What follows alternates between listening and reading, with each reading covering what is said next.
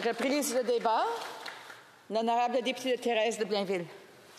Merci, Madame la Présidente. Un plaisir pour moi ce soir, c'est maintenant le soir, de discuter du projet de loi C-22, donc de venir consacrer finalement que ce sera un projet de loi qui sera mis en œuvre. Et je pense que pour ça, on doit se saluer collectivement du travail qui a été fait. Bien sûr, on pourrait regarder derrière et se dire les embûches qu'il y a eu pour en arriver à ce projet de loi. Mais particulièrement, je pense que l'ensemble des partis, ici à la Chambre des communes, devant les nombreux organismes et groupes de défense des personnes en situation de handicap qui sont venus maintes fois manifester, je dirais, leur volonté que cette prestation canadienne pour les personnes en situation de handicap voit le jour et que nous avons toujours finalement soutenu. Parce que pour nous, ces personnes-là ne sont pas différentes, comme dirait une de mes collègues et amies. Elles sont uniques. Et je pense que l'objectif fondamental de ce projet de loi, c'est de sortir les gens, ces personnes-là, de la situation de pauvreté. Je profite de l'occasion aussi, Madame la Présidente, pour saluer les nombreux organismes de ma circonscription qui sont dédiés à cette cause, qui accompagnent et soutiennent les personnes en situation de handicap. Puis je vais me permettre, considérant que l'occasion m'est donnée, de saluer particulièrement le mouvement pour personnes d'abord de Sainte-Thérèse. C'est un mouvement de défense des droits des personnes qui vivent avec une déficience intellectuelle et qui soulignent cette année leurs 25 ans de mission à la défense et à la promotion des droits de ces personnes. Je tiens à saluer tous les témoins aussi. Ils ont été nombreux au comité UMA dans l'étude de ce projet de loi-là, particulièrement au Québec. Je remercie Handicap sans pauvreté, la Confédération des organismes des personnes handicapées du Québec, la Fédération des mouvements Personnes d'abord, la Société québécoise de la déficience intellectuelle et tous les autres.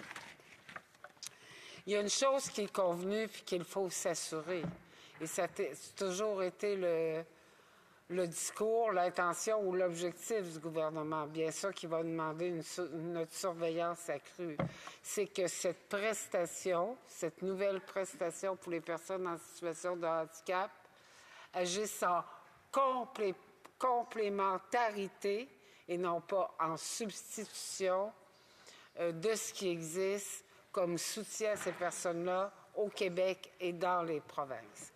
Et ça va être un défi de taille parce qu'on sait que tant au Québec que dans d'autres provinces, que les programmes ne sont pas nécessairement uniformes. Mais je pense que l'objectif et la garantie sur lequel, je vous dirais, on s'est accroché dans ce travail-là, c'est de s'assurer, puis on va toujours vouloir s'en assurer, c'est que ça agisse en complémentarité. Parce que les personnes en situation de handicap sont dans une situation de pauvreté, on le sait, dans une plus grande proportion que la population en général. Et la pandémie nous a encore illustré de façon importante cette réalité-là, comme maintenant, avec le contexte économique dans lequel nous sommes. On sait que c'est plus difficile pour ces personnes-là dans des besoins de base, comme se nourrir, se loger et se vêtir. Ce sont des besoins fondamentaux. Et c'est bien difficile de sortir de ce cycle-là de la pauvreté quand on n'a pas un accès à un revenu suffisant comme point de départ. Et donc, c'est ce qu'on veut, que les personnes en situation de handicap, on veut qu'elles puissent participer pleinement à la vie, à la société, puis déjà, elles le font déjà, mais on veut leur donner tous les moyens possibles pour que leur inclusion puis leur participation soit la plus active possible. C'est pour ça que la prestation doit donner, je dirais, un minimum de moyens ou un maximum de revenus pour s'assurer que ces revenus-là, pour ces personnes-là, ils vont dépasser le seuil de la pauvreté. et qu'ils puissent vivre décemment et je dirais dignement. Il y avait aussi un consensus, on l'a entendu, que pour les personnes ou les groupes qui représentent ces personnes puissent participer activement au processus. Donc, par et pour les personnes en situation de handicap. C'est pourquoi les consultations vont être importantes et le fait que le projet de loi soit effectif, on pourra, je l'espère, amorcer le plus rapidement possible tout ce travail-là qui devient majeur dans le cadre de la réglementation. C'est comme ça aussi qu'au Québec, le Québec a développé récemment son programme de revenus de base qui est en vigueur depuis le 1er janvier 2023. Revenu de base particulièrement pour les personnes qui ont des contraintes sévères à l'emploi. Je pense qu'il y a là un modèle.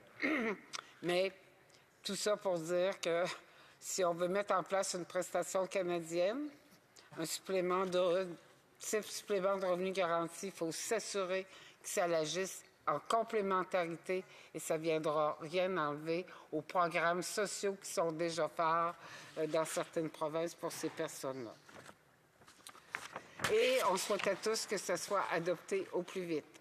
Bien, on l'espère, parce qu'au comité, oui, il y a eu plusieurs amendements pour s'assurer quand on va pouvoir, quand cette nouvelle prestation-là va voir le jour. Est-ce qu'on peut se donner un délai pour que finalement, on puisse s'assurer que ça ne prendra pas des mois ou des années, outre le principe pour y arriver. Puis on sait que le travail va être énorme, parce que le travail doit se faire avec des ententes avec les provinces et les territoires, qui, comme je le disais, n'ont pas les mêmes programmes sociaux. Et le travail de réglementation devra se faire aussi. Et la liste qui vient couvrir la réglementation est longue. On avait des réserves, puis l'amendement qu'on aurait souhaité apporter, nous, en comité, c'est particulièrement dans la phase de réglementation, quel sera le montant, quels seront les critères d'admissibilité et les modalités. Parce que ça, c'est comme une page blanche. C'est une page blanche parce que les parlementaires, finalement, n'ont pas de droit de regard. Ça sera par réglementation. Et on sait que dans une réglementation, bien, ça peut être d'effet n'importe quand. Tandis que si on avait, dans le projet de loi, déjà défini les parlementaires et le droit de regard sur ces conditions-là, je pense que ça leur été donné plus de garanties à ce qu'on veut faire. Mais malheureusement, ces amendements-là n'ont pas été retenus. Et je vous dirais que c'est assez inédit de penser qu'un montant d'argent important pour les personnes en situation de handicap, du moins on le souhaite, qui ne puissent pas avoir l'aval du gouvernement et que ça soit inscrit formellement dans une loi et non pas par voie réglementaire. Donc, on va être d'accord, nous aussi, avec la réponse du gouvernement aux amendements du Sénat. Déjà, on avait la même appréhension, particulièrement concernant l'amendement qui touchait les recouvrements pour les contrats privés ou les assurances.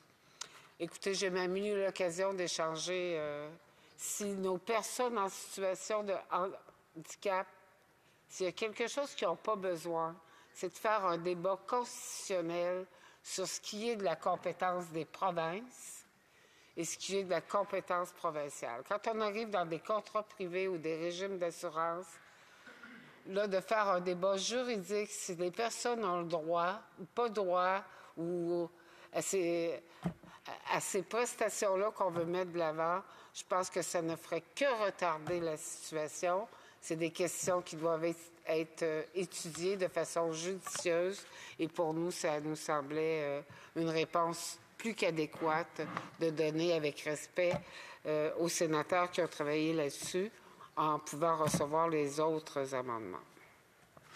Donc, Madame la Présidente, je ne sais pas combien de temps qu'il me reste, mais ce qu'on peut se souhaiter collectivement, pas juste pour nous comme parlementaires, mais pour les personnes en situation de handicap, quand on regarde tous les organismes qui les composent, toutes les personnes qui composent notre société, quand en plus on sait que si on regarde les questions, que pour les femmes ou les personnes autochtones ou les personnes racisées, il peut y avoir encore d'autres facteurs qui discriminent finalement leur situation, on ne peut que se souhaiter de la rigueur de la part du gouvernement et un contrôle des élus ici en cette Chambre pour s'assurer que ce projet de loi va répondre à l'objectif des personnes.